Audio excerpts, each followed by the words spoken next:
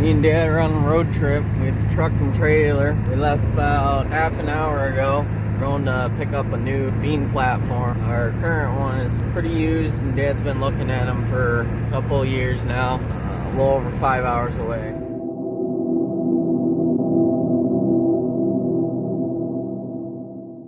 Well, it is now lunchtime. Perfect timing because we got her loaded up, all ready to go. Strapped down, chained down. It was kind of a bumpy ride here on the interstate with the empty trailers. We're hoping that weight on the trailer give us a little smoother ride for the next 5.5 hours. We'll see how she goes. We drove a little bit, stuff settling around. Go around, evaluate all the straps, make sure they're tight. This is not good, and this strap should probably be thrown away. Got it. Give me your knife. Yep. This is the third time he's pumped gas today. Fill up number 3. Oh, she's a thirsty girl. We've been in the hammer lane most of the way. You're not doing 75, get out of the way. 80. Better. Where's our little dinky truck? Last farm is about 7 miles from our home farm. Set up the monitor here. And we should be good. Okay, time for a coffee break. No, just kidding. We got lots of stuff to do. I gotta put fuel in the combine, gotta fuel the 4-wheel drive up for the chisel, gotta make sure everything's working on this thing. We don't have time for that.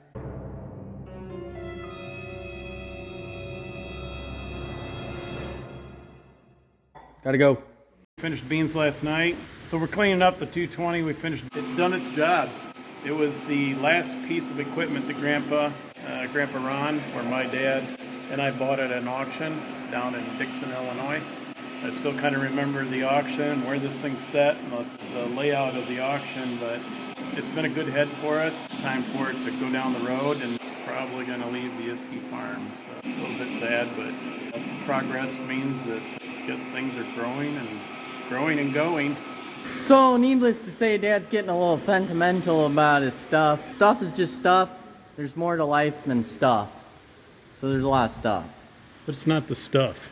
It's not the stuff. It's the memories.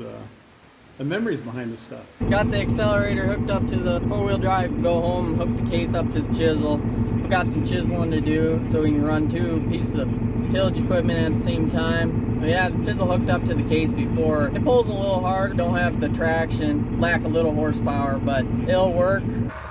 Today we're reshaping a ravine. This ravine was originally put in the early 80s. Over time it's kind of silted in. The form of it has changed. It's become too flat in the center. It's got ridges on the outside. The specs were delivered and they come about from the slope of the land, the type of the dirt, and kind of just the fall of the terrain here.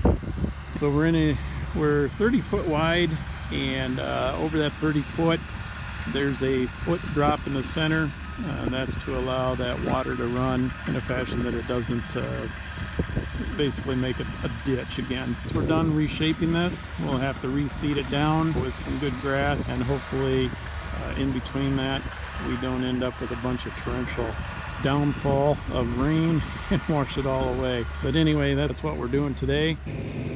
We're ripping up some sod in this waterway here to make it easier for the bulldozer to reshape the waterway. Just breaking up the sod so when he fans it out into the field that it's easier to decompose and makes for a smoother finished product. Then when I'm done with this, I gotta take the Mini over there and find the riser. There's kind of a sinkhole. There's tile line going through here. I think it's clay tile, Dad said, placed here several years ago. That has a crack, it's sinking dirt in. Grant's running the chisel plow over the sod, tearing up the ravine so that we can burst the ground correctly, feather it in. To say it does make me nervous, tearing up a real nice grass strip here that the water's been running in for several years. You always run the risk of rain that washes everything away. Taking the car home to wash. Slow and steady wins the race. Sorry guys, I forgot about you. I got started and got the corn header back here. Start blowing stuff off. We're done with corn here, so we're just gonna power wash everything. First, we take the blower here, blow everything off. I took the snouts off already. They're laying right here. We'll blow this off, and then I took a screwdriver and kind of cleaned up in here.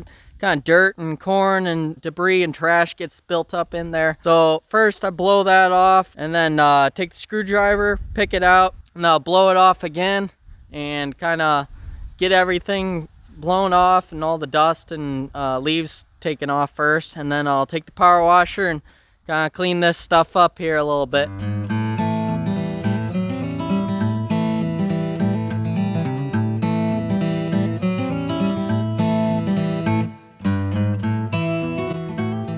Now that we got her washed off, we're gonna go ahead and replace all these bottom sprockets. Dad said that most of the top ones are in fairly good condition. They hold up a little bit better. This one and this one we already replaced this year in the field. We're just gonna leave those ones, go ahead and replace the other ones.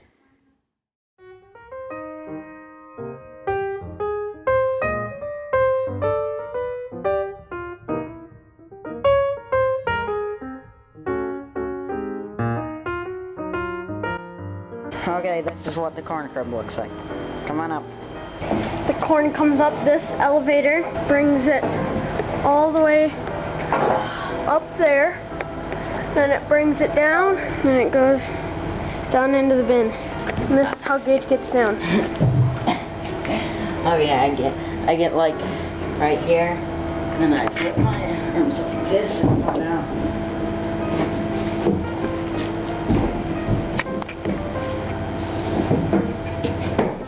Really, you're supposed to take the ladder, but I don't like to walk across there. Here, checking it here. And that's what it looks like in one of the farm bins.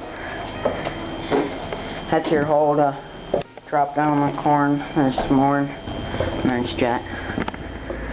Well, we are officially done with 2020 fall harvest crop, and we are all thrilled, sad but thrilled that it is all done.